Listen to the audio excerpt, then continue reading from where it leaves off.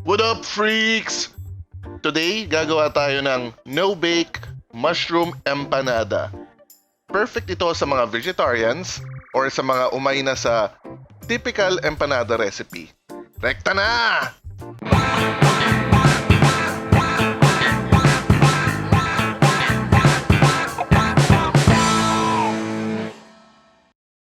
Meron tayong 2 set of ingredients para sa dough at para sa palaman or filling nito. Kailangan natin ng 2 cups of all-purpose flour, half cup of margarine or butter, 7 to 10 tablespoon of cold water, asin, red bell pepper, carrots, patatas, bawang at sibuyas, spinach, mushroom, yung pieces and stems, garbanzos, tomato or spaghetti sauce, at cheese. Okay? Start tayo sa dough. Lalagyan natin ng konting asin, mga 1/8 teaspoon, tapos mix well.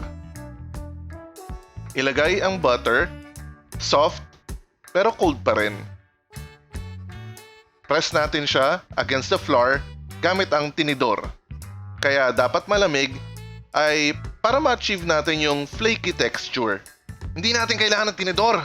Kamayin natin. Ito na yung texture niya, buhaghag, parang pulburon.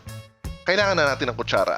1 kutsarang tubig, mix, 2 mix, 3 mix, 4 mix, 5 mix, 6 mix, 7 mix. Yeah! So, nakagawa na tayo ng dough. Para madali, hatiin natin sa dalawa. Chill natin siya sa ref ng 30 to 45 minutes. Rekta na tayo sa paggawa ng palaman. Ilabas ang paboritong kutsilyo. Ay, baliktad. Patusay! Balatan ng bawang. Kinis. Rough chop lang natin. Balatan at i-chop ang sibuyas. Ox din sana yung white onion kasi matamis-tamis yun eh. Kaso nakalimutan namin bumili. Whoop, whoop. Hatiin ang bell pepper ng crosswise. Ay, galing! Joke lang. Pwede kahit anong hati. Kasi hihiwain pa natin siya ng mas maliit. Tulad nito. Isunod ang patatas, balatan at hiwain. Sunod ang carrots. Tagal ah. Yan. Ganyan. Next ang cheese. Optional lang. Rough chop naman natin yung mushroom. Rekta na tayo sa pagluto ng filling ng ating empanada. Lagyan ng konting mantika. At igisa ang sibuyas at bawang. Fry lang, chong! Ilagay ang mushroom. Lagyan natin ng konting paminta at konting asin. Isunod ang patatas at carrots. Pasensya na hindi suwabe yung paglalagay ah. Whoop, whoop, whoop. Garbanzos! Lagyan ng konting tubig. At haluin! Bell pepper. Cheese. Ilagay ang spaghetti or tomato sauce. Pero tansyahin nyo lang ha.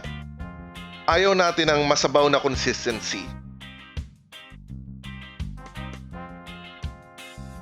Halo hanggang mag-fog ang camera. Yan!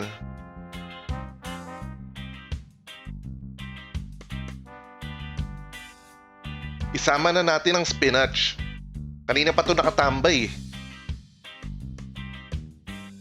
So, kapag nalantutay na yung spinach natin, pwede na siya. Kung meron kayo nito, lagay nyo na rin. Sarap to mga chong. Ilapag ang sandata. Next! Ilabas ang charan! Pinalamig na dough. At i-massage ito. Start na natin i-flat. Hindi naman natin kailangan talaga ng rolling pin. Pwede naman yung bote kung meron kayo. Rollin'. Wood! Since wala kaming cookie cutter, gumawa kami ng DIY na cutter gamit ang bote ng soft drinks. Lock! Lock! Ready na tayo magpalaman. Depende na sa inyo kung gaano karami ang gusto nyong ilagay. Just as long na hindi kayo mahirapan isara ito. Gamit tayo ng konting tubig, pang-seal.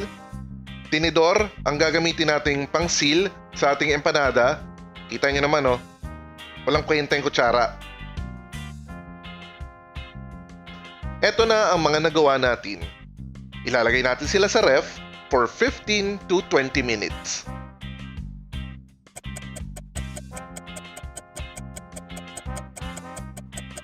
Para malaman natin kung perfect na ang temperature ng ating mantika, papatakan natin siya ng konting tubig at kung magagalit siya, since mainit na ang ating mantika, ilagay na natin ang mga empanada. Siguraduhin nating may social distancing ang ating mga empanada para maluto siya agad. Pag golden brown na ang kulay ng ating mga empanada, pwede na natin silang hanguin. Here's our finished product.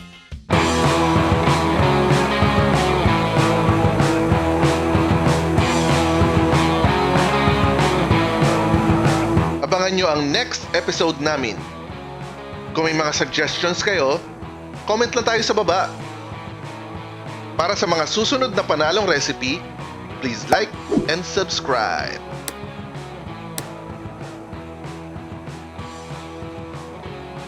Veggie Freaks, out!